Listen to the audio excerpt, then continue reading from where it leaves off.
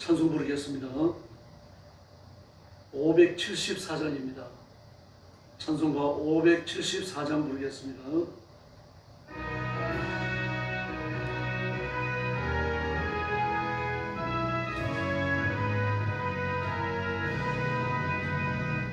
가슴마다 파도 친다 우리 돌의 젊은이 눈동자에 어리운다 우리 돌의 펴랑 꿈 주의 말씀 저의 행함 길과 진리 되시니 우리 평생 한결같이 주만 따라 살리라 하늘같이 높도록 우리 돌의 젊은이 바다같이 넓고 깊자 우리 돌의 사랑이 우리 딸은 저의 자녀 푸른 파기나 연재 온몸 다 바쳐서 주 뜻대로 살리라 아산같이 타오르자 우리 돌의 젊은이 벚꽃같이 줄기 찾아 우리 돌의 붉은 피 할일 많은 이 나라에 우리 태어났으니 몸을 들고 앞장서서 충성되게 살리라 같이 왕발하자 우리 돌의 젊은이 산과 같이 오라마자 우리 돌의 기사니 십자가를 높이 들고 노래하며 나가자 이 땅 위에 이루어질 때까지 아멘. 575장 부르겠습니다.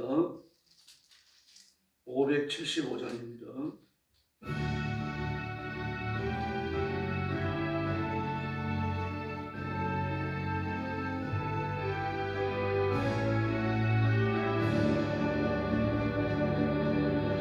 주님께 귀한 것들여 정말 때 힘다하라 진리의 싸움을 할 때 열심히 다하여라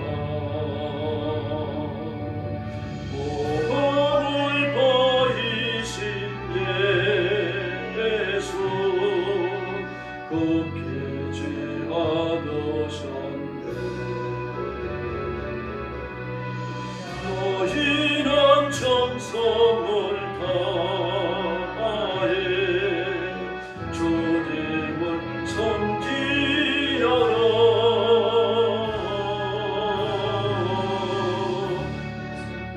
귀한 것들여 젊을 때 힘다하라 구원의 합주를 잊고 끝까지 싸워라 주님께 귀한 것들여 몸과 내 마음도 주님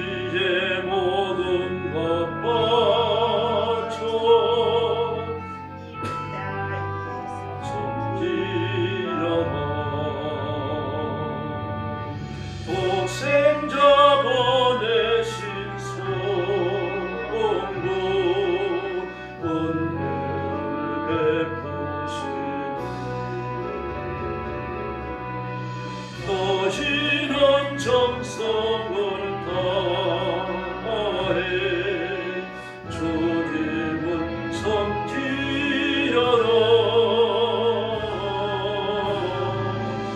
주님께 귀한 것 도려 뭘 대심 다하라. 구원의 합주를 잊고 끝까지 싸워라. 우리의 귀한 것 도도 주님께 바치려라. 그 귀한 생명을 주신 저분 못 갚겠네. 하늘의 영광을 보려 우리를 구했으니 노지런 마음을 다해 주님을 섬기려라. 주님께 귀한 것 도려 정말 대심 다하라. 구원의 합주를 잊고 끝까지 싸워라. 할렐루야. 신앙 고백하겠습니다. 나는 전능하신 아버지 하나님 천지의 창조주를 믿습니다. 나는 그의 유일하신 아들 우리 주 예수 그리스도를 믿습니다.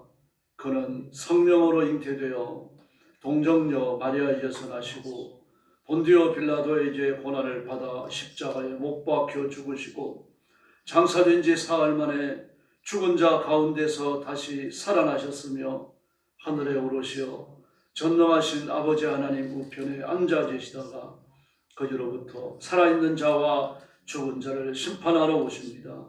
나는 성령을 믿으며 거룩한 공교회와 성도의 교제와 죄를 용서받는 것과 몸의 부활과 영생을 믿습니다. 아멘.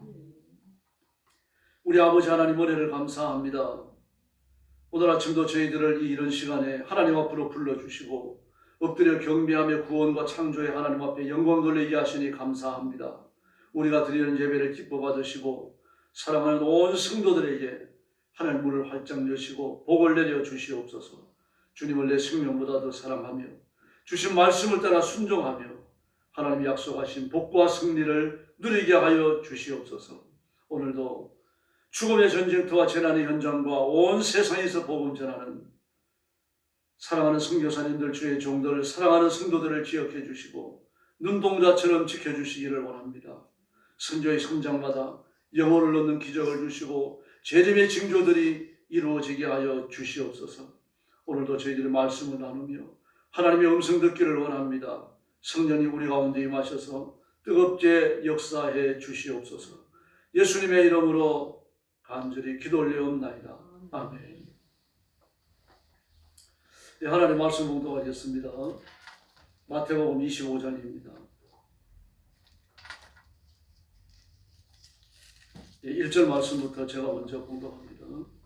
그때 천국은 마치 등을 들고 신랑을 맞으러 간 열처녀와 같다 하리니 그 중에 5은 미련하고 5은 설기 있는 자라. 미련한 자들은 등을 가지되 기름을 가지지 아니하고 설기 있는 자들은 그릇에 기름을 담아 등과 함께 가져갔더니 신랑이 드디어 오므로 다 졸며 잘세.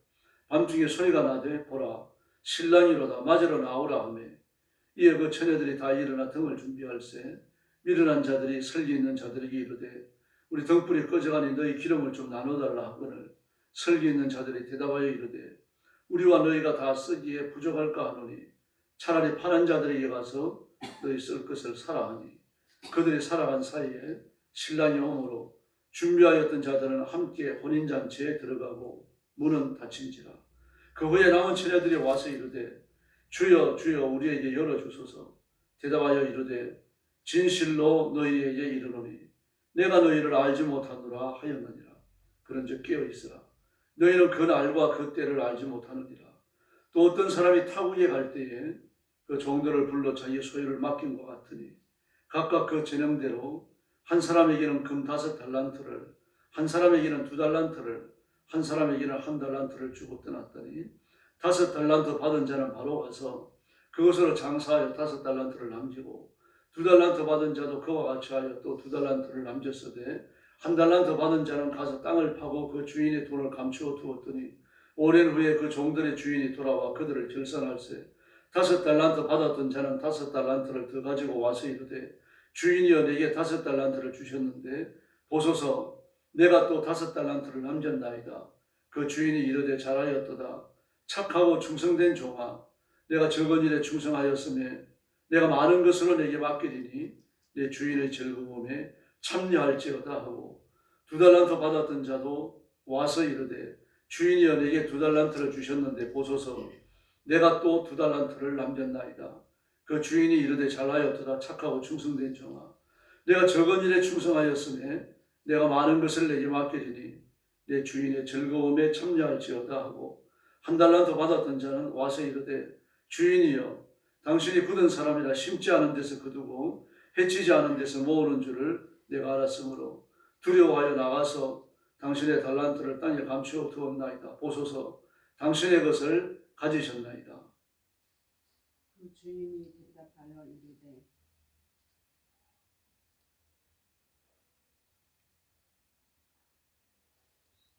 26절입니다. 그 주인이 대답하여 이르되 악하고 게으른 중아 나는 심지 않은 데서 거두고 해치지 않는 데서 모으는 줄을 내가 알았느냐. 그러면 내가 마땅히 내 돈을 추리하는 자들에게 맡겼다가 내가 돌아와서 내 원금 관제를 받게 하였을지라도 하고 그에게서 그 1달란트를 빼앗아 10달란트 받은 자에게 주라. 물을 있는 자는 받아 풍족하게 되고 없는 자는 그 있는 것까지 빼앗기리라. 이 무익한 종을 바깥 어두운 데로 내쫓으라. 거기서 슬피 너희를 갈리라 하니라. 인자가 자기 영광으로 모든 천사와 함께 올 때에 자기 영광의 보좌에 앉으리니 모든 민족을 그 앞에 부으고 각각 구분하기를 목자와 양과 염소를 구분하는 것 같이 하여 양은 그 오른편에 염소는 왼편에 두리라. 그때 임금이 그 오른편에 있는 자들에게 이르시되 내 아버지께 복받을 자들이여 나와 창세로부터 너희를 위하여 예비된 나라를 상속하리라. 내가 줄일 때에 너희가 먹을 것을 주었고 목마를 때에 마시게 하였고 나그네 되었을 때 영접하였고 헐벗을 때에 옷을 입혔고 병들었을 때에 돌보았고 옥에 갇혔을 때에 와서 구하니이다. 이에 의인들이 대답하여 이르되 주여 우리가 어느 때에 주께서 줄이신 것을 보고 음식을 대접하였으며 목마를 것을 보고 마시게 하였나이까. 어느 때에 나그네 되신 것을 보고 영접하였으며 헐벗은 것을 보고 옷 입혔나이까. 어느 때에 병드신 것이나 옥에 갇힌 것을 보고서 가서 배웠나이까 하리니 임금이 대답하여 이르시되 내가 진실로 너희에게 이르노니 너희가 여기 내 형제 중에 지극히 작은 자 하나에게 한 것이 곧 내게 한 것이니라 하시고 또 왼편에 있는 자들에게 이르시되 저주를 받은 자들아 나를 떠나 마귀와 그 사자들을 위하여 예비된 영원한 불에 들어가라.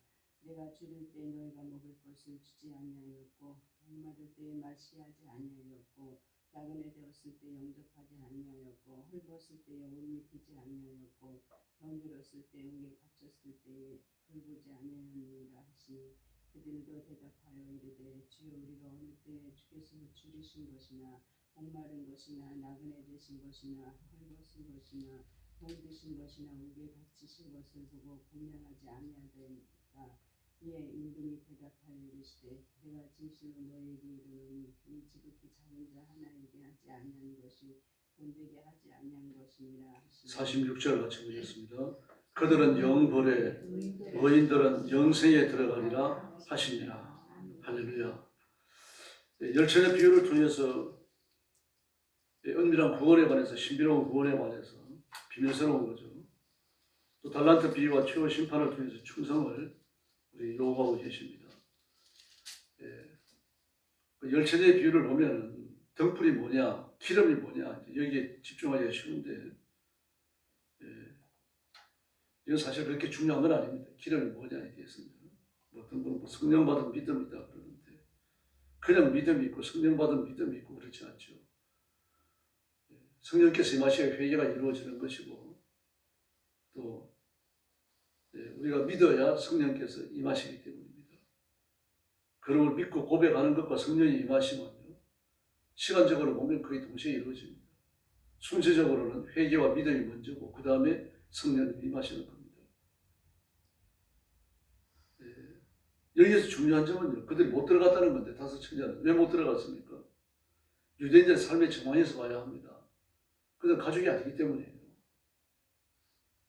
가족은 늦게 와도 들여보냅니다.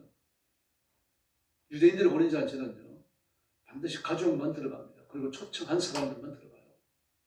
초청한 사람들은 초청장을 가져가야죠. 그러면 가족이 아니고 초청장을 지니지 않았으면 못 들어가는 겁니다. 그러면 다섯 처녀는 어떻습니까? 가족이 아니죠. 초청장도 없어요.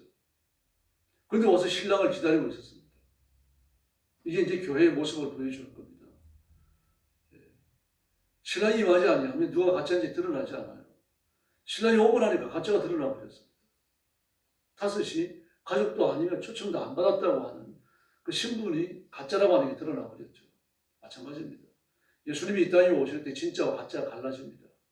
그리고 우리가 죽어서 하나님 앞에 갔을 때 진짜와 가짜가 갈라지는 거죠. 그래서 우리가 구원받은 사람인지 믿음으로 사는 사람인지 늘 자신을 점검해야 합니다. 이건 아주 엄중한 문제예요. 그래서 고린도후서 13장에서 너희가 믿음에 있음을 스스로 확정하라. 만약에 확정할 수 없다면 너희는 버리온 자다. 그렇게 말합니다. 그럼 우리가 믿음에 있는 게 어떻게 확정합니까? 믿음으로 사는가 보면 됩니다. 죄 지었을 때 회개하고 하나님 말씀 앞에 순종하고 사랑의 계명을 지키려고 애쓰고 있는가, 하나님 앞에 영광 돌리고 애쓰는가, 이런 것들을 보면 되는 겁니다. 왜 그렇습니까? 믿음이 진실한 자가 아니면 그거 못해요. 우리가 예수 믿기 전에 언제 11주 때문에 고민합니까? 주일 성수 때문에 고민했어요. 이웃을 사랑해야 되겠다, 정직해야 되겠다, 이런 것 때문에 고민합니까? 죄를 언제 회개했습니까? 불신자들은 그런 거 안 합니다. 교회를 나오더라도 가짜들은요, 죄 짓는데 그럴 힘이 없어요. 교회 나와서 신자들 앞에서, 목사 앞에서 하는 척 합니다. 그러나 돌아서서는요, 불신자인데 뭐 그렇게 게 뭐 있습니까? 거짓말하고 사기치고 사람들 속이고 여사로 이렇게 살아갑니다. 다른 사람에게 피해를 입히고요. 내 이익을 위해서라고 하면은 사람 하나 밟고 올라서는 거 쉬워요. 그러나 예수 믿는 사람들은 그렇지 않습니다. 저도 많은 사람들을 상대해 봤습니다. 그래도 그리스도인들이요, 거듭난 사람이 착합니다. 생각하는 게 착하고 행동하는 게 착합니다. 왜 그렇습니까? 회개하기 때문이에요. 죄를 안 지으려고 노력하기 때문입니다. 이런 것들이 진짜입니다. 그러므로 신앙을 고백하는 사람, 저와 여러분은 부활하신 예수님, 재림의 예수님, 우리 구원자 예수님과 더불어 천국에서 영생을 누릴 줄로 믿습니다. 그런 우리에게 요구하시는 게 뭡니까? 충성입니다. 충성하라는 이야기가, 달란트 비유도 마찬가지죠. 최후의 심판 비유도 마찬가지입니다. 충성하라는 이야기입니다. 충성은 상황이 비상하다는 뜻이에요. 평상시에는 충성이 요구되지 않습니다. 그럼 군인들에게는 충성이 요구되죠. 왜 그렇습니까? 24시간 비상한 상황 아래 있기 때문입니다. 155마일 휴전선을 지켜야 되고 900마일 해안선을 지켜야 됩니다. 그래서 그들은요, 아침 저녁 군가를 부르면서 충성을 다짐합니다. 표도 외쳐요. 내 진치 물러서면 부모 형제 설 것 없다. 생명을 바쳐서 진치를 지키자는 얘기죠. 충성입니다. 마찬가지입니다. 하나님께서 우리에게 충성을 요구하셔요. 우리가 살아가는 세상의 삶이 녹록지 않다는 이야기입니다. 호락호락하지 않다는 이야기예요.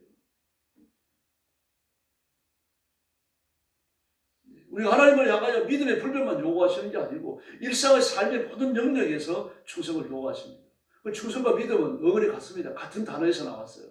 불변한다, 처음과 나중에 똑같다, 뭐 이런 의미를 갖고 있는데 비슷했습니다. 같습니다. 다만 문맥에 따라서 충성으로 또는 믿음으로 번역하는 겁니다. 지금 믿음이 있는 사람은 충성하게 되어 있습니다. 충성 안 하면요, 믿는 사람이 아닙니다. 충성하는 척 하는 거죠. 예배 드리는데 11조 하는데 엎드려 기도하고 말씀 읽고 전도하는데 충성을 하게 되어 있어요. 충성 못하면요, 회개하게 되어 있습니다. 이런 것들 믿음의 표지입니다. 하나님은 모세에게 민수기 12장 7절에서 모세는 하나님의 온 집에서 충성하였다라고 말합니다. 사무엘상 22장 14절을 보니까 다윗은 신하로서요, 사울에게 충성했다라고 말합니다. 느헤미야 9장 7절로 8절을 보면요, 아브라함은요, 주 앞에서 충성했다라고 느헤미야가 이야기합니다.